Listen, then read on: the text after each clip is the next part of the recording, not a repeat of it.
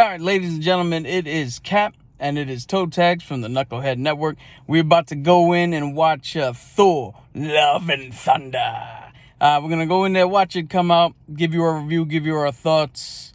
You got anything to say? Let's get this shit done. Let's hit that intro.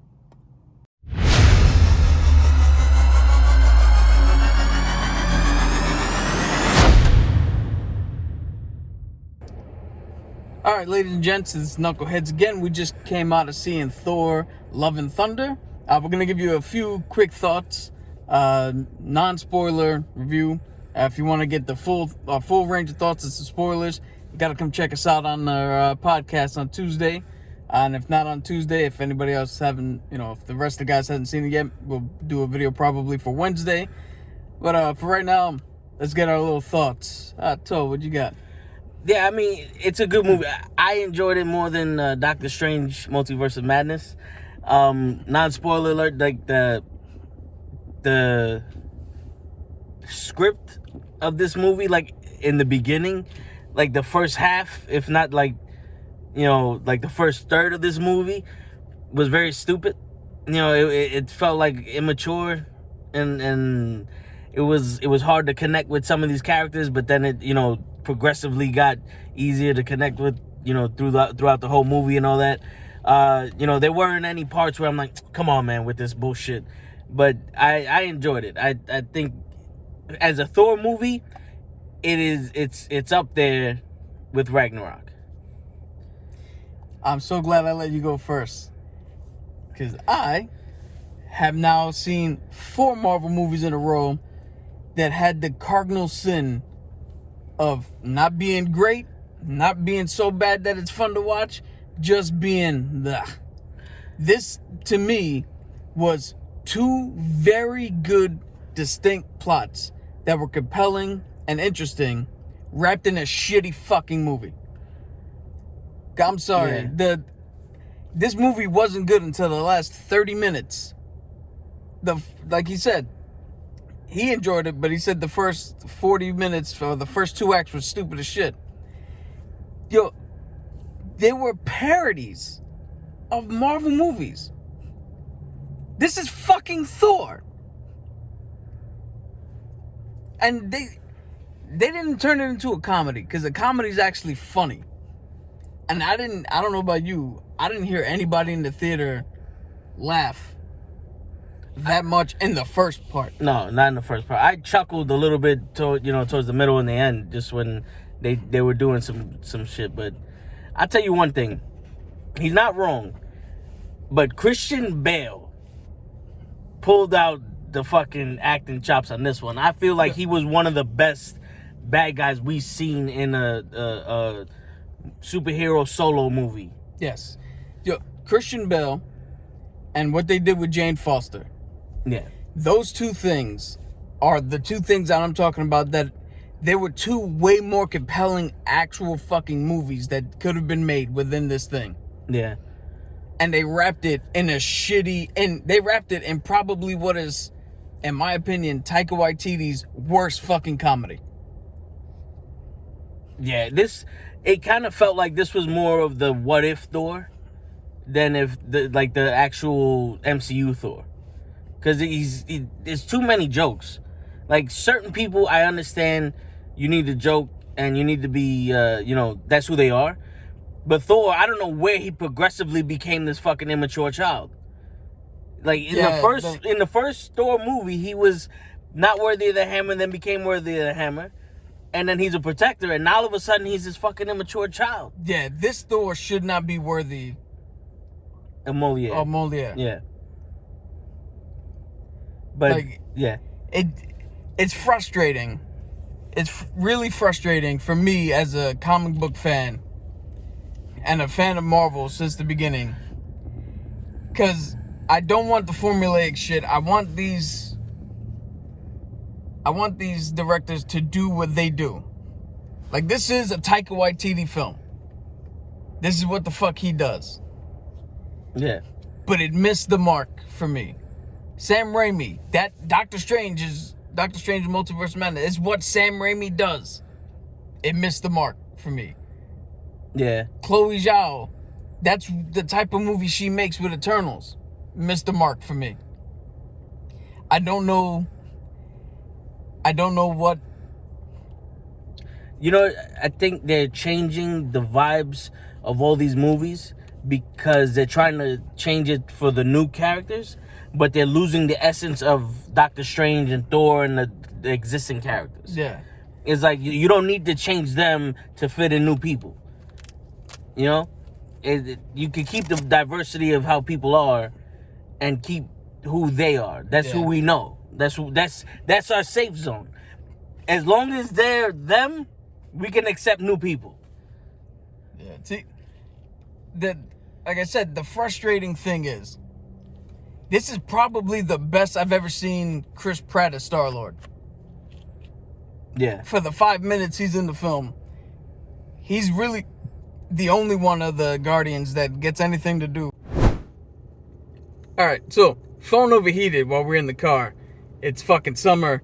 It's balls hot outside. Yeah. And apparently putting it on the dash is detrimental to iPhones. Yeah, you trying to do your thing and... Yeah. So, as I was saying before, I was rudely interrupted. By show, it's your fault, show. Probably. Stop touching our shit.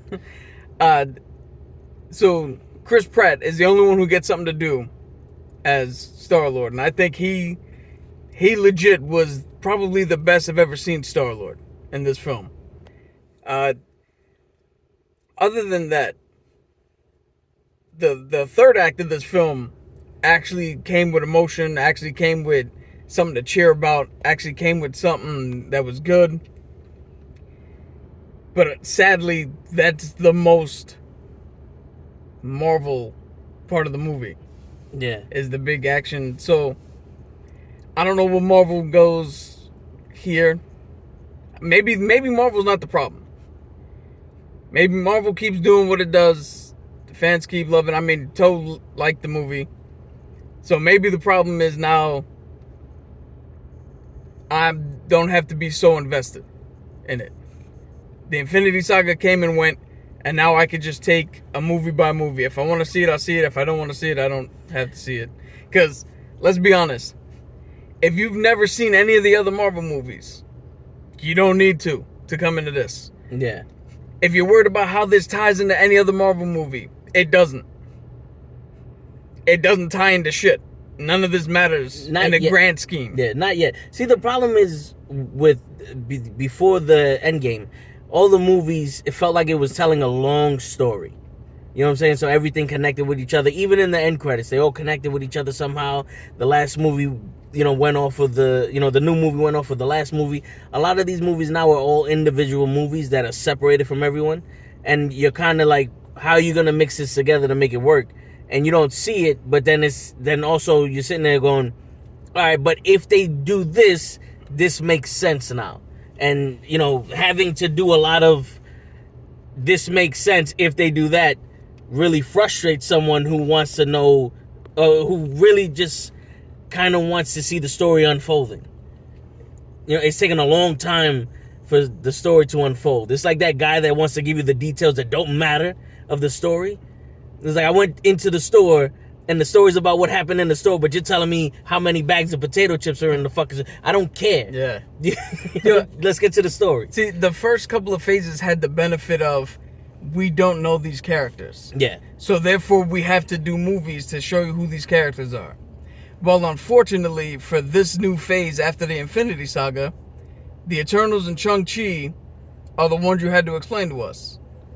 We know Thor. We know Doctor Strange. How does that tie in now? Yeah. They've already been part of the story. What's the next chapter of the story? You could have used those to get into that, but they're not. So now we're left with, okay, so who are the new heroes? Who knows? Because we're still with the Guardians, we're still with Thor, we're still with Spider-Man, we're still with Doctor Strange, and nothing for Eternals, nothing for Shang-Chi, and everything else is on Disney Plus. Yeah. So it's gonna. I think it's still gonna. It's gonna be a letdown until one of these movies brings everything together and actually goes, "That's what's happening." Yeah, my fear is that by the time that happens, it's not gonna matter. It's just in a sense, like when the Infinity Saga, we're like, yo, what is Thanos up to?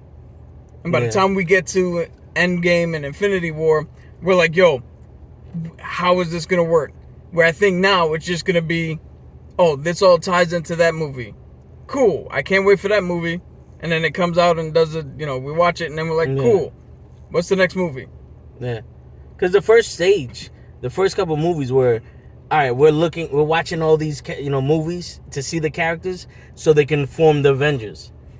We're not forming the Avengers this time. Like, all the new characters are coming out on Disney Plus, so these movies are not really introducing anyone new, but they're not also, furthering the story of the existing characters. Yeah. Not to get into spoiler territory, but there's a part in this movie where Thor's like, I'm going to build the best team ever. And he's talking to a bunch of kids, and not one of them went, the Avengers? Yeah. Not one of them did any of that. So it's almost like the Avengers, like, for anybody who's sitting there going, but where's the Avengers at? I got it. For anybody who's sitting there like, where's the Avengers? Where's the, where's Shang-Chi? Where's all that? The people even in these movies don't give a shit about, seemingly, about calling the other team for help. So it's not a thing anymore where we could turn around and go, oh, well, it's dumb he didn't call these people. They're not going to. Yeah. So, I guess we should just go to recommendations so we don't go into too much of the... No, yeah, I mean, I personally say this is more enjoyable than Doctor Strange because it's not a major letdown. Like, Doctor Strange promised so much shit and gave you nothing. This isn't really promising you much, but for an enjoyable movie, which it is an enjoyable movie to watch. So I would say you could definitely watch it. If it's going to come out on Disney Plus as fast as Doctor Strange is, maybe you can watch it on Disney Plus. But if you're one of, if you're us, that you need to see it so that way nothing gets ruined, yeah, you're not going to waste, you're not going to waste too much of your money doing that. My recommendation is, I don't think there's anything in here to ruin. There's really no spoilers that are like so mind-blowing. You're like, what? So, if you want to watch it, go ahead. Do you need to? Not really. This is starting to become like Fast and the Furious. If the trailer looks good to you, go see it. It's no longer a must. Yeah. That's where I'm standing on it. And also, there's 2 end credit scenes, just in case. Yeah, and this. We'll get into those at the podcast. Yeah. So tune in Tuesdays 9:00, Knucklehead Comics live on YouTube. Peace.